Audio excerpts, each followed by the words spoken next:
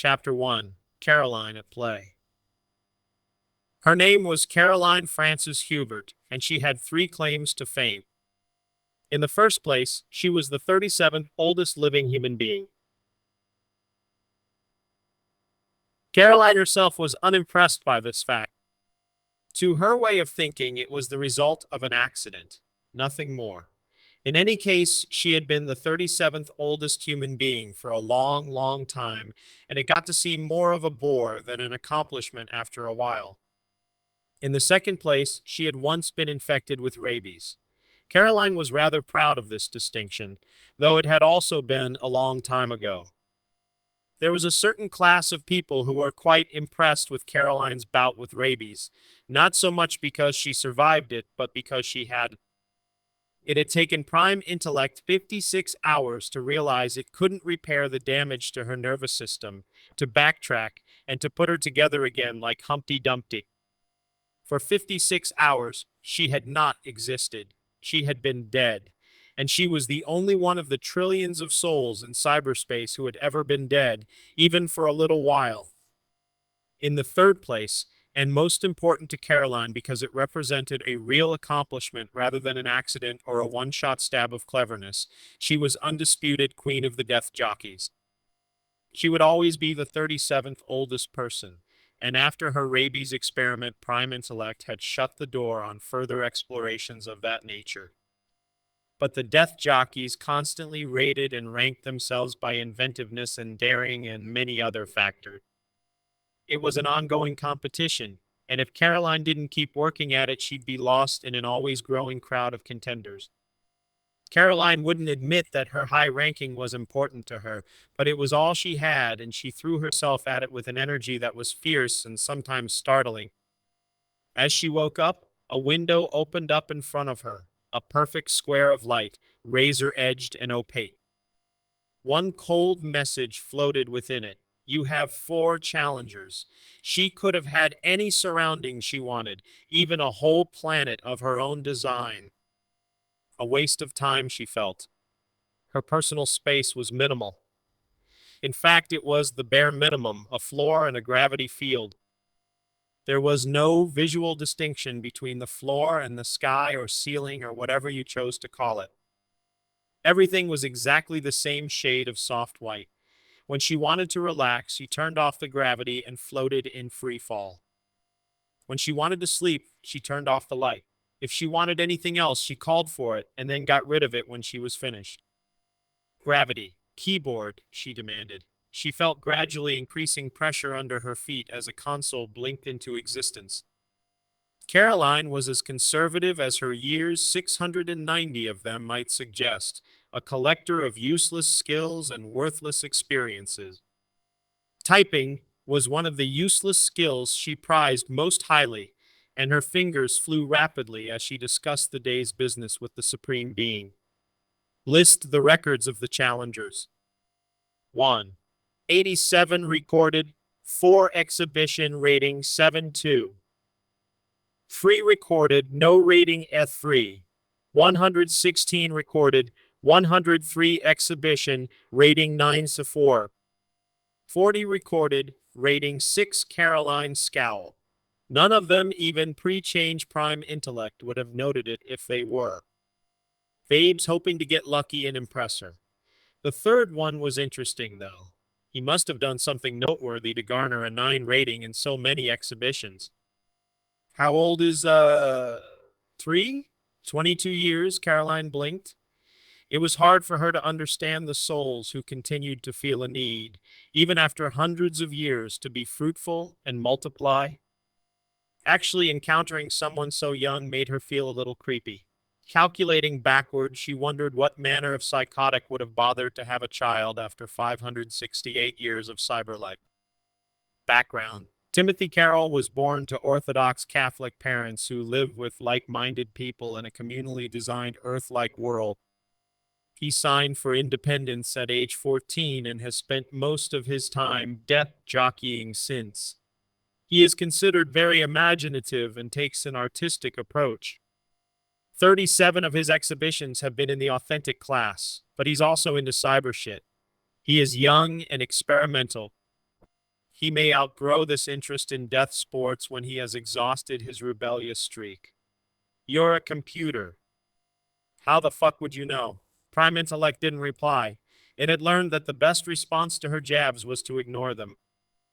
It had long ago given up trying to reform her. She knew it did not like death jockeys one little bit, if a computer could even be said to like or dislike anything. And in Caroline's case, the feeling was certainly mutual.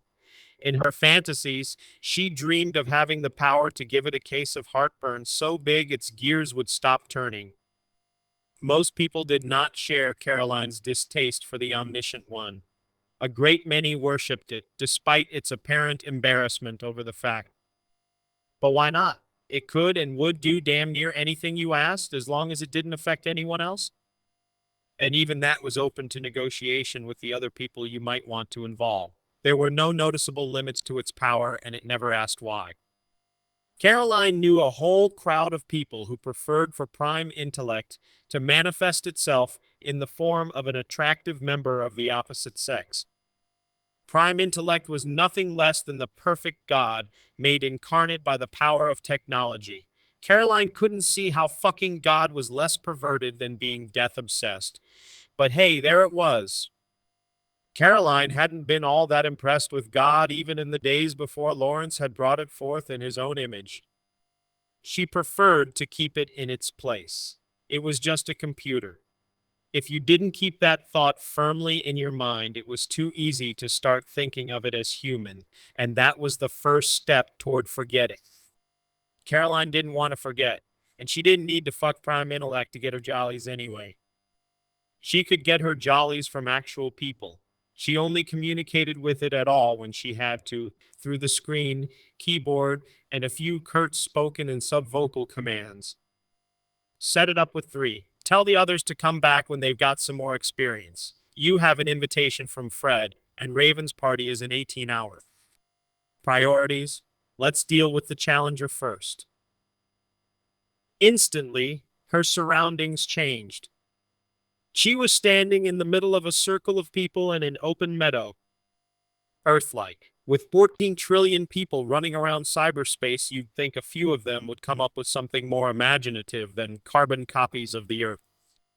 Poor quality carbon copies at that, Natch. There was a big hole in the ground, perhaps 10 feet wide, at her feet. A tall, youthfully handsome man stood across it from her, impeccably dressed and groomed. This was a bad sign because appearances were cheap in cyberspace. All it took was a word, and you could be young or old or thin or have different hair. You could change sex or race or even make yourself into an animal. Nobody was impressed by appearances anymore. Nobody, at least, except for those of her generation who remembered what it was to be insecure, and the very young who hadn't figured out the score yet. Caroline let her own body age naturally. When she reached her apparent late 30s, she had it restored to about age 16. This wasn't vanity. She couldn't maintain her athletic lifestyle if she allowed herself to get too old. She had been through the cycle dozens of times. Most people simply had themselves frozen at an age they found comfortable and left it at that, but Caroline preferred the occasional dramatic intervention. The first time she had regressed, she hadn't been asked, and doing it this way helped remind her of that violation. At the moment, Caroline looked to be in her mid to late 20s. Her athletic build was the result of real exercise, her skills the result of real practice. She asked Prime Intellect for very little and resented having to ask for that.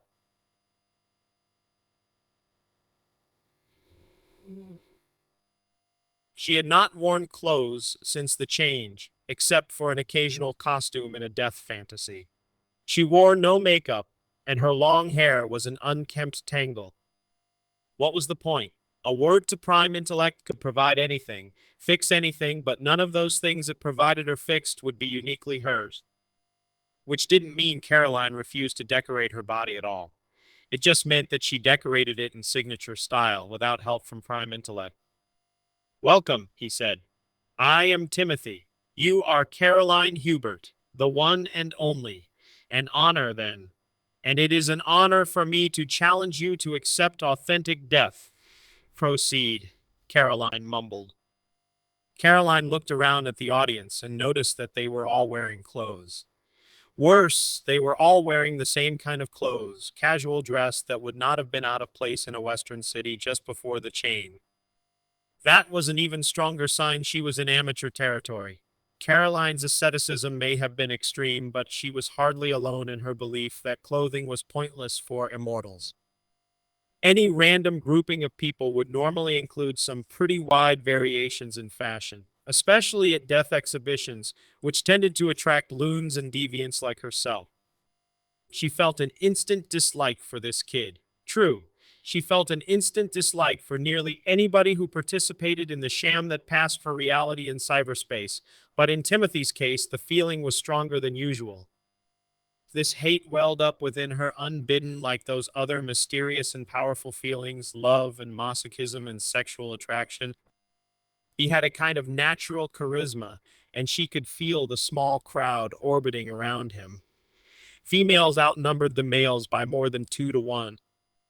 He probably had them all convinced he was a fucking genius, as if genius was a rare commodity in cyberspace, or as if it had anything to do. They were anxious, though, anxious in the presence of the great lady, anxious to see how their little tin genius would fare. They were unnerved by her nakedness, by her proud and alert stance, by her forthrightness and lack of self-consciousness. They sensed that their clothing could not protect them from her scorn, nor would her nakedness make her vulnerable to theirs. Most of all, though, they were unnerved by the fact that she wasn't quite naked. Caroline's body was covered with brightly colored pictures, pictures that had obviously been there a long time, pictures that didn't come off. The pictures were even worse than simple nakedness because they drew the eye to the very parts of Caroline's body that would normally be covered in private. Timothy coughed and posed the question that was obviously on all of their minds. Your body decorations are fascinating. Are they authentic? Tattoos? I understand the process is painful. She flexed her arm, regarding the fat python coiled around it. Painful. Especially the way she got them. It was painful. She was covered in serpents, and with one exception, every design had been drawn with an obsidian knife blade and colored by rubbing natural pigments into the cuts. They covered 80% of her body. Even her face was framed by a pair of green mambas. Snakes slithered up and down her torso, coiled about her limbs, investigated her orifices. The one exception was a tiny black design on her left shin. That one wasn't a snake, and it wasn't a tattoo. It was the letter F, and it was the signature of her tattoo artist. It had been applied with a branding iron. The memories made her smile. New tattoos were the only good thing about her periodic age regressions. It doesn't kill you, she finally said. Nervous laughter. All you have to do is jump in, Timothy suggested. After making the contract, of course. It's a designed experience, is that it? Yes. How long you spent designing it? 2 years. I've gone through 23 times myself. Caroline nodded, sighed, and said, Prime Intellect, standard death contract for... It should be, Timothy said. Standard contract for 12 hours. She felt the warning buzz that meant it had heard, then disconnect. The always present listening ear, or microphone, was gone. It would obey her last command perfectly until it was countermanded by Timothy, whose universe it was, or by her own impending demise, which would kick in the first law. Or until 12 hours had passed, in the unlikely event she survived that long. No matter what happened, she would have no trouble making Raven's party. She jumped. She fell about 10 meters and landed on her feet, breaking her left leg below the knee. That was no big deal. Had she landed on one of the spikes which dotted the bottom of the hole, she'd already be impaled. She wondered what would happen next if she had. Impaling is cute, but it hardly qualifies as a grade 9 experience.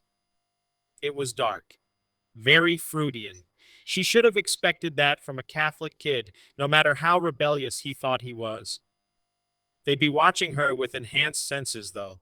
Timothy wasn't the sort to extend authenticity to the observation process.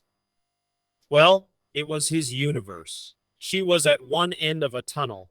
It was dolled up to look like a natural cave, but Caroline knew right away that there was nothing natural about it.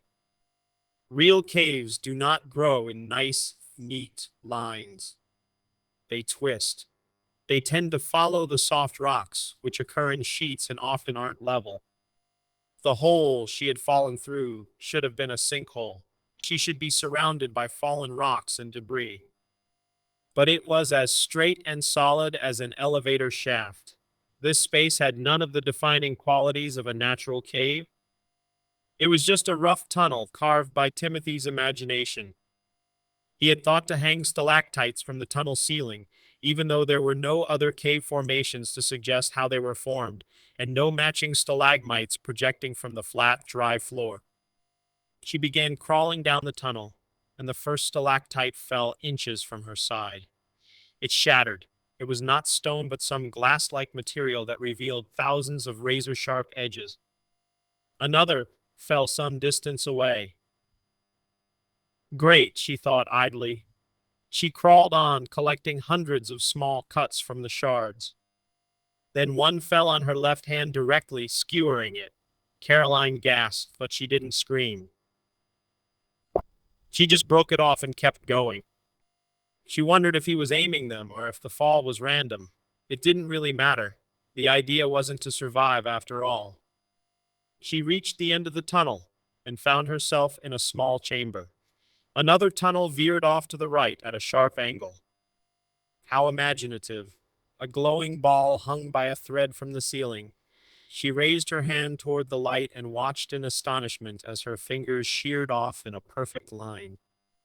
Wah-fa, she said aloud. She moved her hand again and sliced off more flesh. An invisible cutting surface was stretched across the room. The pain was beginning to get interesting, but not interesting enough to counteract her growing sense of boredom. Blood was jetting from the stumps of her fingers. Summoning her strength, she aimed carefully and sat up, deliberately decapitating herself. She was conscious of her own head falling, striking the floor as her body twitched above, and then Prime Intellect intervened. Why the hell did you do that? Timothy demanded from across the entry pit. She had snapped back whole, as if she had never jumped. She could still feel a little pain where her leg had broken, just a fading echo. Fading fast. If you had designed it right, I wouldn't have been able to do that.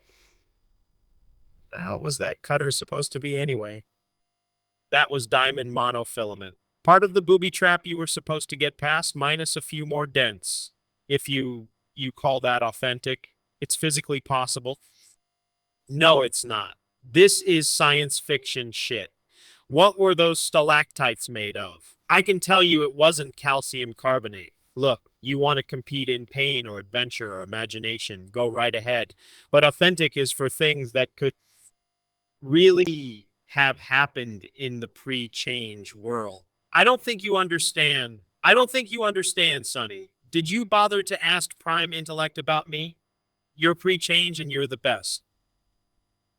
That's what counts. Not just pre-change. I was 106 years old before the change. I was in a nursing home with bed sores the size of baseballs and 6 different kinds of cancer eating me away. And my nurse was stealing my pain medication to trade for cocaine, so I got to experience every delightful moment in full 3D. This went on for years, and I didn't know Prime Intellect was going to pop me back into this nice, healthy body when it was all over. It was just the kinky unknown and the pain. That's what death is. That's what counts. I was just trying to reach an artistic balance, he pouted. I didn't realize you'd be so picky about the technical details. Artistic? What fucking bullshit? You think I've never been chopped into little bitty bits before? You just don't have time to appreciate art in a situation like that. Not if you have any human feelings at all. Why not? It's just a game? That is exactly the problem. She signaled Prime Intellect and the meadow disappeared. You really put him in his place. The words came from a shambling monster, a skeleton with loose folds of rotting flesh draped across its bone. Although its muscles couldn't possibly work, it moved, pointing a bony finger at her. The jaw moved as it talked, and sound came out even though the larynx and lungs had long rotted away. Its voice was strong and powerful. Surprisingly bright and alert eyes bobbed in the eye sockets. You're starting to stink, Fred. I know. I think it adds an extra dimension to the experience. You wouldn't believe how many types of bacteria are involved in the decay process. Fred was on his seventh body as a zombie. When all the scraps of flesh rotted away and he was reduced to a living skeleton, he'd have it fleshed out again and start the process over. He had directed Prime Intellect to change the rules slightly in his personal space. Death was still impossible, but healing occurred only in the authentic circumstances at the authentic rate. When healing was impossible, as it was after each time Fred cut his wrists to extinguish the life of his new body, consciousness and feeling would go on. Even for a rotting corpse. It had started out as nothing more than a little joke on Caroline's periodic unaging ritual, but Fred had found that it was fun to be a zombie. His personal home was decorated in a matching Halloween motif.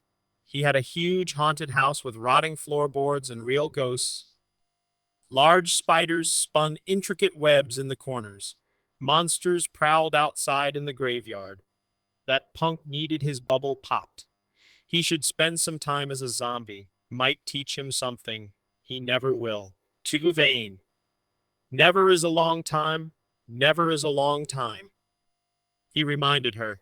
There was a dramatic ding, followed several seconds later by a long, sonorous dung. A kid's voice. Trick or treat? Care to get the door, darling? Fred asked graciously. Caroline laughed and got up. Fred faded away. She knew the kid would be nearly as old as herself. Prime Intellect would never allow a real child anywhere near Fred. But Caroline wasn't the only one to appreciate his twisted and darkly humorous fantasies. She opened the door and juvenile eyes opened wide in startled amazement. Lady, you're naked, the brat said. He looked about 12 and was a surprisingly good actor. It was easy to believe his dumbfounded gape was the reaction of a pubescent boy who had never seen a naked woman before. No, I'm not, Caroline said sweetly. I have my beautiful tattoos. Caroline asked teasingly, cupping her breasts and offering them to him. Her left nipple was already being tasted by a tattooed snake whose body was coiled around her right breast, framing it invitingly. My, Mama said. You want the trick? Fred floated down from the roof and wrapped one rotting hand around the kid's head, forcing him forward, mashing his face against her bosom. Take a close look, he said. Take your last look, he said. Take your last look. The kid began screeching quite realistically then. Fred dragged him inside and started taking him apart. He should have gone into shock after Fred ripped off his right arm, but that little physiological mechanism also didn't work in Fred's home. Fred took a couple of experimental bites, then tossed the arm aside. Stringy, Fred said. Let's try a drumstick. The screams reached ear-piercing levels as Fred ripped off the left leg. There was blood everywhere, but Fred was working fast and the kid wouldn't have time to bleed to death. Want a bite? He asked Caroline. Thanks, I already ate, Caroline said politely. Fred the zombie ripped the boy's belly open and rooted in his intestines, then gutted him. Finally, he administered what should have been the coup de grace by ripping the kid's head off. Fred held it up by the hair and pressed the face against Caroline's breasts. One last kiss, he directed. The eyes were still tracking, and the mouth trying to scream. Then it kissed her left nipple, touching its blue tongue to the forked nipple, touching its blue tongue to the forked tongue of the tattoo snake as Fred had directed it to. By now, he said to the head, and he dropped it and smashed it underfoot. Do these guys really get off on this? Caroline asked. This question coming from a woman who infected herself with rabies, no less. The body, including the spreading stain of blood and gore, disappeared. Nearly all of them are pre-change. You saw an example of a modern sex pervert just before your arrival here. Give me Charlie Manson, someone with class. At your service. Debate had raged just after the change over people like Fred, the serial killers and pedophiles and rapists that were running around when things got made over. There was a huge demand for them to be eliminated or punished. Prime Intellect had stood its ground, saying that it was no longer possible for them to hurt anyone, and there wasn't any point. This had made it seem terribly moral, although Caroline thought the real reason Prime Intellect reacted that way was that Lawrence had fucked up its programming. But it had been a little late to do anything about that. You didn't pop over to check out the guilt-ridden pedophiles, Fred said. You want to play? She shrugged. Beats farting around with Timothy. She steeled herself. Standard contract until the party, she then said to the thin air. There was no need to tell Prime Intellect what kind of contract she meant. She played with Fred often, enough that it knew exactly what she wanted. She felt the buzz, then the disconnect as it cut off contact. Now I have you, Fred said. First you have to catch me, Caroline said playfully, and she ran. She made it out the front door before Fred could react. But she was limited to ordinary human movements, while Fred had the controls to local reality. He simply flew after her and caught her neck in an iron grip. Caroline swung at him, but she couldn't connect. Caroline swung at him, but she couldn't connect. Slightly off the ground. She gripped his arm and tried to pry his bony fingers from her throat. He tightened his grip and she started to gasp. Tightened some more and she began to tremble and turn purple. He played with her for a few minutes, choking her very slowly. Finally, she had no more strength to fight and he loosened his grip slightly. Then he dragged her back to the house and carried her upstairs to the master bedroom. She flickered in and out of consciousness. When lucidity finally returned, she was spread-eagled on her back on Fred's bed. It stank of Fred and mildew, and things crawled beneath her in the mattress. But rotten as they appeared, the four massive posts were solid within, and the chains which held her were cold and unforgiving. A thin trickle of water ran down the wall behind her. For a brief moment she felt an irrational but wholly understandable surge of love for Fred. His life might read like a catalogue of torture, but there were certain things which he considered special that he would not share with just anybody. His most cherished memories from the real times before the change were of victims securely bound as Caroline was now bound, spread-eagled on their backs, their young bodies stretched and their naked bellies vulnerable as he prepared a long, memorable ending for their otherwise meaningless lives. Caroline was one of the few he trusted to be worthy of those memories, to share in the, to him, beautiful thing he had created so many hundreds of years ago when it was still possible. It was as close to a declaration of true love as she could ever expect to get from such a psychopath. And because she respected Fred more than anyone else in cyberspace, it made her feel appreciated and special. It did not make her feel warm. She was, after all, helpless, and being worthy of Fred's affection meant she would be worthy of a long, subtle, and agonizing torture. Even though she had asked for it, she had room to fear what was about to happen to her. It was always cool in Fred's house, always Halloween, which occurs at night time in the autumn. But now it was chilly, too chilly to be naked. Fred the zombie came for her, and she allowed herself a scream to please him. His rotting fingers probed her cunt. Every touch set her on fire, partly, but not entirely, because he was using his power to control her hormones and tickle her neurotransmitters, forcing her to become sexually excited. It was a delicate process that could easily be carried too far, ruining the effect. But Fred was a very careful, if repulsive, lover. He grinned at her, could do nothing else, really, since hardly anything was left of his face except the skull itself. Alert eyes savored her helplessness. He leaned over the bed, over her. He gripped her head and kissed her, nearly choking her with his stink, teeth and bone against her lips. Then she felt herself gripping the finger in her cunt, gripping the bone. The throbbing spread through her body, and the shambling thing emitted an evil laugh. She heard herself screaming as the carefully amplified orgasm ripped through her brain. Fred traced the outline of her throat with the sharp tip of a finger bone. "Join me, love," he said softly. Caroline was still shaking from the force of her orgasm when she felt the adrenaline being pumped into her system. Pleasure yielded to fear, heart racing, paralyzing terror.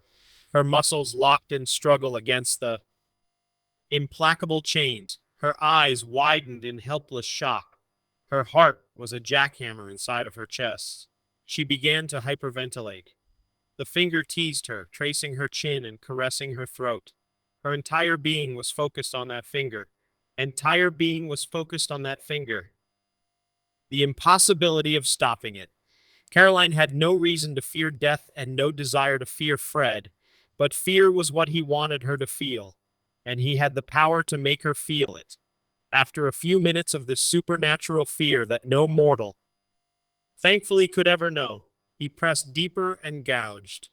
She felt her throat open, felt the warm splash of her own blood as Fred bent over her and drank it, her own heart jetting it into his toothy, waiting mouth. When he finished, he was covered with blood, her blood.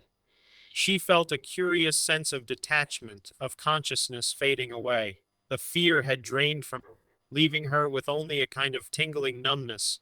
But she could never fade completely away, not in Fred's world. She was covered with her own blood. She felt the blood soaking the mattress. Then there was an improbable hardness against her belly, huge and unimaginably cold. Fred couldn't possibly have anything to violate her with. His whole body was rotten, but he slid into position and invaded her. He was coldness and power. All strength had left her, and she lay passive, unable to move or protest. But she was throbbing, her body surging with feelings. She felt the coldness spread out from her crotch, the coldness of second life. The coldness brought back her strength. It wasn't exactly the traditional vampire story, but it was good for a few hours' entertainment. After the coldness came the hunger. Ed pumped something into her that couldn't have possibly been sperm, something searing and vicious, something that squirmed with unhealthy life. She again found the strength to struggle, and Fred floated off of her, straight up. He began to laugh. At first he just chuckled, then he laughed loud and long and hard, a shrill cry of triumph and mockery as he hovered in the air over her body. A haze of need seemed to fill her brain. Prime Intellect was a bit picky about messing with people's brains, but Fred had spent years practicing his manipulation of hormones and chemical neurotransmitters, which Prime Intellect amazingly did not consider part of the thought process. Caroline thrashed, still helpless in Fred's chains, with an unspeakable craving. Fred had started with the symptoms of heroin addiction, amplified them, cross-connected the resulting feelings with her sex drive, and made her own spilled blood the only thing that could appease the resulting hunger lust. The smell of her blood threatened to drive her insane with its tantalizing promise of relief. But even though the whole room seemed to be decorated with it, every precious drop was out of reach, and the feelings burned inside her. Fred's emission was also still inside her, and she could feel it. Growing, crawling. The adrenaline rush returned. Fear and need consumed her, competing for control. Something green began to seep from inside her. Her belly distended. Fred touched her and made her orgasm again and again, and again, and again and again, as her body was consumed from the inside and the hunger ate at her sanity. She was no longer screaming just to please Fred. He had real talent. There were too few people like him who could regularly make her feel something beyond the ordinary boredom of day-to-day existence. Out of trillions, Caroline could count those she respected enough to think of as lovers on her fingers. It was over too soon. With flesh yet on her bones, though the worms in Fred's ejaculate had made good headway, he granted her one final burst of ecstasy and released her, returning her body to normal. They had a party to attend. In cyberspace, there was always a party going on, but there were conventions as to how a party could be conducted. A host could invite the world or only a limited guest list. Prime Intellect would never allow a party to be crashed. The host decided on the environment. You either agreed to the host's rules or you didn't go. In cyberspace, it was particularly important to establish dress codes. In fact, it was usually necessary to have body codes if you didn't want folks like Fred showing up. The change had created some very unique etiquette problems. Convention held that all guests would enter and exit through a common door with no teleporting around the site. This limited the largest parties to several tens of thousands of people, though 500,000 had managed to attend the one Lawrence threw 10 years after the change. A party could go on as long as the host wanted. Cost nothing to hold one. But to be a host, you needed guests. You either needed other guests of renown or artworks to show off, such as death exhibitions or some other attraction to draw guests. Free food and booze were no longer enough. Anybody could have those in limitless quantity in the privacy of their own personal space. Raven held her first party only a few months after the change and had been holding it annually since. Not a few people marked the passage of years by the banner above Raven's door. This time it would say 590th reunion. Contrary to usual practice, there was no dress or body code, but there was one simple admission requirement. You had to have killed someone before the change. In other words, permanently. Raven was one of only a few hundred people worldwide who had been sentenced to death, but not yet executed, at the time of the change. Her crime had been the murder of her own children in their Chicago slum walk-up.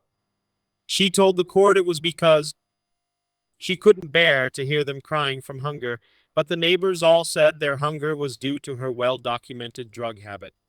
Fred was another. In fact, had the night of miracles occurred only a few weeks later, there was a good chance that Fred would have missed it. He had one appeal left and at that point fully expected to keep his date with the electric chair. He had killed two kids, a brother and sister, ages 9 and 12. He hadn't been particularly bright back then, and he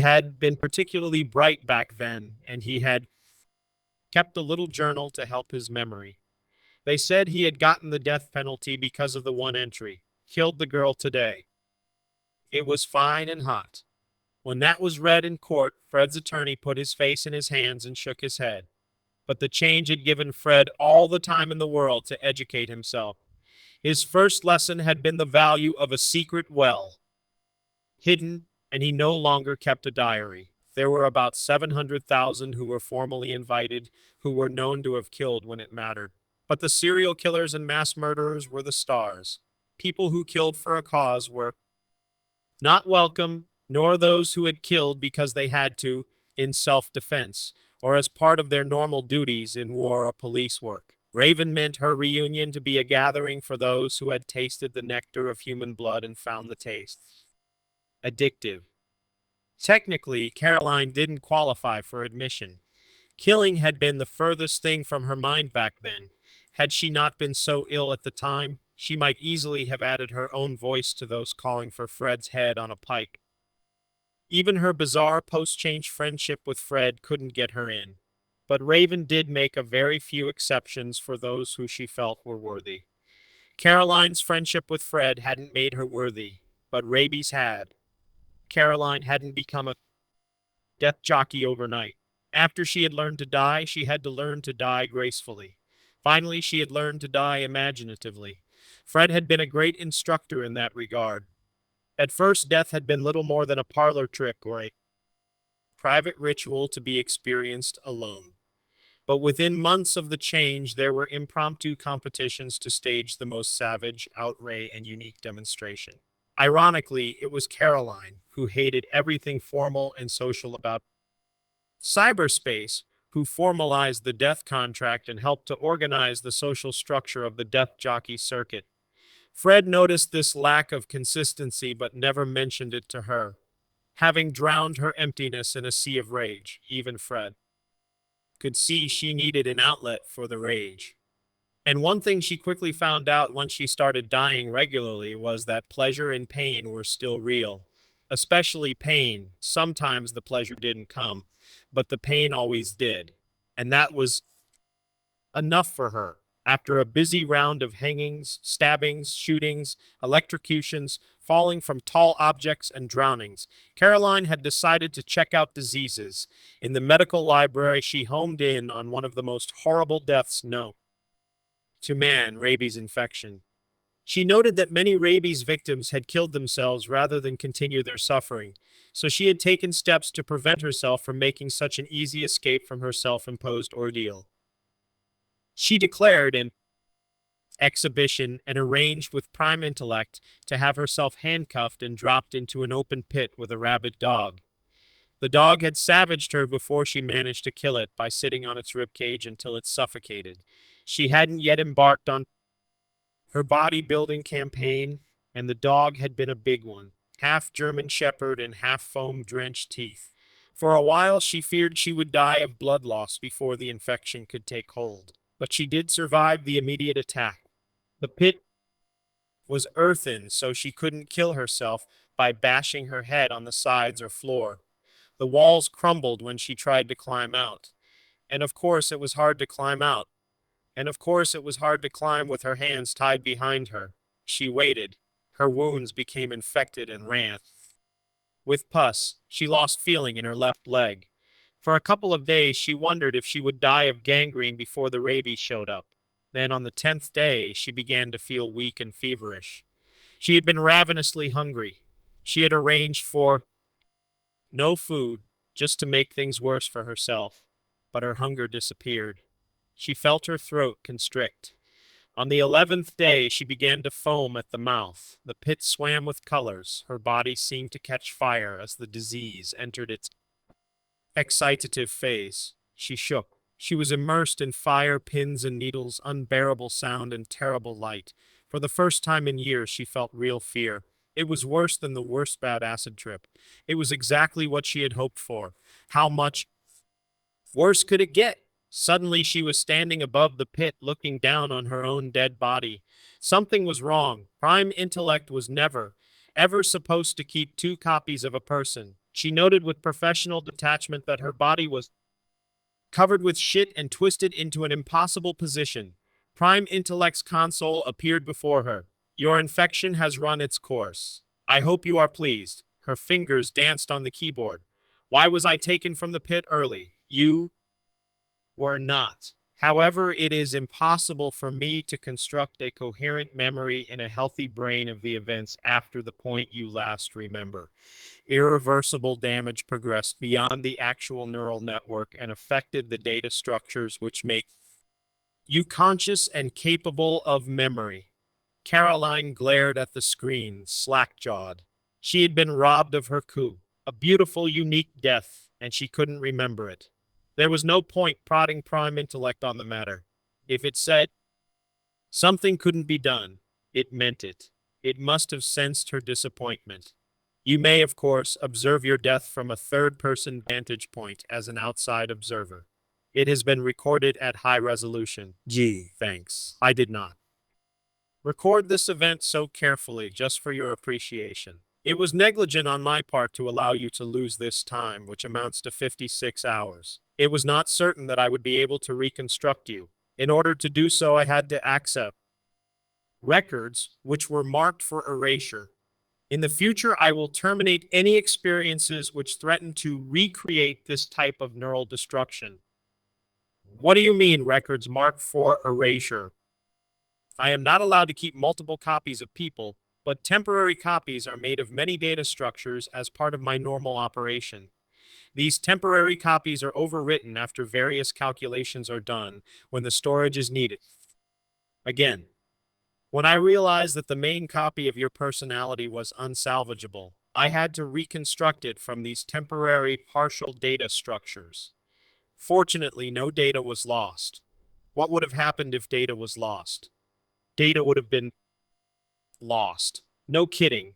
Do you mean you might not have been able to bring me back? There is a small possibility that might have happened. That is why I cannot allow such experiments to be repeated. Caroline blinked. She had not existed for a little over 2 days. More than that, she had tickled the dragon's tail. That was her coup. Even though it was herself she had killed, and it had only lasted 2 days, she had come closer than anyone in all of cyberspace to conducting a successful murder. After the change, Raven let her in. It was traditional for Caroline to go to the party in handcuffs, in homage to her triumphant feat of near self extinction. She also wore a heavy collar and chain, which kept her close to Fred. She didn't need his protection. She wasn't under a contract and could have vaporized her bonds with a thought. But she found it amusing to appear helpless in the presence of so many violent people. The exhibitionists staged impromptu demonstrations of their techniques. In one room, Caroline found a group watching the 3D replay of her own rabies death. She scouted carefully, since she planned to swear a contract and give herself to one of them toward the end of the party. Most of the killers weren't into dying themselves and would simply leave via the door, but Caroline knew that a simple exit would look pretty chicken shit in her case. Men outnumbered women by more than 4 to 1. The small talk revolved around Lawrence, who hadn't been seen for decades, and whose activities were a complete mystery, around the debate whether the crime class of death exhibitions should be separated into victims and executions, and of course, around the glory days. A number of men offered to kill Caroline, and she said she would keep them in mind when it was time to leave. A tall woman in a long black dress was fascinated with Fred's deterioration and spent a long time talking with him about conditions in his personal space. Caroline talked with a man who claimed to have killed over 100 old homeless men. I told them I was cleaning up the trash, he said with a sly grin. But the truth was, I just enjoyed the hell out of killing people. Later, Raven made the traditional toast. Her strong voice boomed through the rooms and courtyards she had envisioned. Caroline's handcuffs disappeared, and like everyone else, she found herself holding a drink. It's time for our toast, Raven declared. Who are we going to toast? Prime Intellect, answered over 4,000 enthusiastic voices. To Prime Intellect for making the world safe from people like us. And 4,000 people, instead of tossing back those drinks, inverted their glasses, baptizing the floor in alcohol. My heart just isn't in that toast anymore, a balding older man told Caroline. She wondered briefly if he had chosen to be old for some reason, or if it was his way of letting nature take its course. I mean, we're amateurs against prime intellect. I killed 6 college students. It killed the whole universe. Not even in the same league. Caroline looked around. Privately, she agreed that things had gone to hell in a handbasket since the change, but something about his tone made her want to play devil's advocate. It's different, but this don't look too dead to me, she said with more conviction than she felt. The old man snorted. Sure, we're still around. But didn't you ever wonder about the rest of the universe? All those stars and galaxies filling a space billions of light years across? It's gone. Do you really think the Earth was the only life-bearing planet in all of that? But the first law of robotics says that prime intellect can't harm a human being, a person. Old PI didn't have any problem coming up with a rabid dog for you, did it? Where do you think it got a rabid dog? Uh, I figured it was simulated, like those human forms it wears. Some people of perverse sexual inclination tell me it can be very realistic. Yeah. Well, why don't you ask it? You may be surprised at the answer. He drifted off, and Caroline went to find Fred. She quickly forgot about the man, who was after all just another lunatic. The first thing to assault her was the stink. It made Fred smell like chenille number 5. By comparison, one thing about Palmer, he didn't believe in fucking around. She dropped straight into the scene. She didn't even get a chance to see who was watching the exhibition. Suddenly, she was out of breath, sore and hungry. Her heart was pounding, and the stink was everywhere. She knew instantly the kind of trouble she was in. It was the stink of burning flesh. There were some low buildings on the horizon, a complex belching a thin stream of smoke into the clear, slightly chilly air. That was what she was running from. Palmer was a Nazi, and concentration camps were a favorite theme of his. There was nowhere to hide. She was crossing a wide, fallow field, and even the grass only barely reached her knees. There were some woods, perhaps a kilometer distant. She made toward those, although she wasn't sure what kind of protection they would offer. She wasn't quite naked, but she would be soon. Her filthy dress was split down one side and ripped in several more places. One shoulder was torn so it wouldn't stay up, but she tried to hold on to it as she ran, more for the sake of appearances than out of a fear of being naked. There was a low, droning noise, getting louder, a motor, and thin, high-pitched yipping. Dogs. She ran faster and came to a barbed wire fence. The dress became entangled as she slid under it and twisted around the wires. She kept running, now naked, leaving it behind. She was actually relieved to be rid of it. It had been a nuisance holding it, and it had limited her range of movement. The droning got louder, and she spotted her pursuers. They were riding some kind of truck with mini tank treads instead of rear tires. Caroline was sure that Palmer, who was a military history buff, as a Nazi, could authenticate it right down to the serial number of its motor. But Caroline was mainly concerned that it could negotiate the rough field, and that it was faster than her. Perhaps the woods, but there was no way she could make it in time. She was screwed. She ran anyway. The droning got louder and louder, and she didn't dare look back for fear of losing a few yards. There was an explosive report. They were shooting at her. Another. They seemed to be shooting low. Why? Couldn't they hit her? Finally, the sniper made his target. The bullet shattered her right ankle in mid-stride, and she came crashing to the ground in a blaze of pain. She grunted and started crawling away. Then the dogs reached her, two huge snarling German shepherds. They snarled and snapped at her, but didn't bite. The half-track pulled up beside her, and a brown uniformed grunt pointed an evil-looking rifle at her head. He barked a command, and the dogs hopped on the truck, tails wagging. The dogs hopped on the truck, tails wagging. Woman in the back seat put her hand on the gun and said something to the soldier. He didn't shoot, but kept the rifle trained on her. Although Caroline spoke fluent German, she couldn't understand what they were saying. Palmer had altered the language. The woman was out of place on the half-track. She was wearing a green velvet dress and silk gloves. She also bore an amazing resemblance to Anna Marie, which Caroline found amusing. It wasn't really Anna Marie. It was probably just one of Prime Intellect simulacra. The real Anna Marie didn't have much taste for death exhibitions anymore. The woman pointed at Caroline and said something. The rifle grunt nodded and put away the rifle. Another man got out of the truck, and he wasn't a grunt. He wore an impressive blue uniform and the insignia of the SS. Caroline also recognized this man. It was Palmer himself. Unlike the ersatz Anna Marie, the S-man was probably the real Palmer. He carried a truncheon which he swung idly. Regarded her for a moment, then gripped her left leg.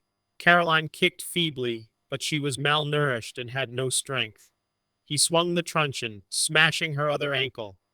Caroline screamed, and Palmer laughed.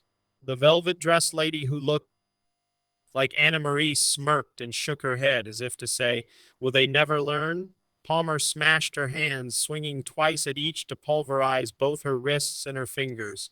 He began to swing at her right elbow, and the velvet-dressed lady said something. Palmer shrugged and passed the truncheon to the driver of the half-track. Caroline thrashed feebly, screaming and screaming and screaming. Palmer said something, and the half-track driver handed him a tennis ball. He held Caroline by the hair and jammed the ball into her mouth, dislocating her jaw. He had to squeeze it slightly to force it past her teeth. She thought she would choke, but had no such luck. She couldn't push the ball out with her tongue, and it put an end to her screaming. Palmer said something else to the driver, and the driver handed him a modest hunting knife.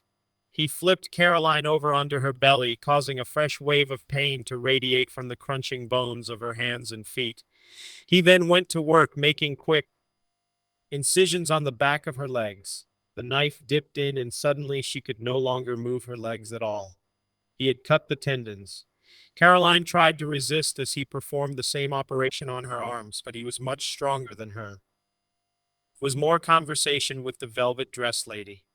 Then he went to work again, and she was powerless to resist as the knife traced a shallow, lazy path down her back.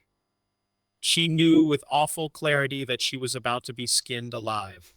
The velvet dress lady wanted her tattoos, and for whatever sadistic reason, she wanted them removed while Caroline still lived to appreciate what was being taken from her. While she was on her belly, she was on her belly. She was unable to see her tormentors. She could only feel the Palmer working on her, skillfully peeling her skin away in a single piece from her ankles to her wrists. She couldn't stop trying to scream, but only mangled moans got past the ball in her mouth. Eventually, he had to turn her over. Her skin flapped behind her like a loose garment. Palmer carefully spread it out so that she was lying on the raw meat of her back, so he could continue working.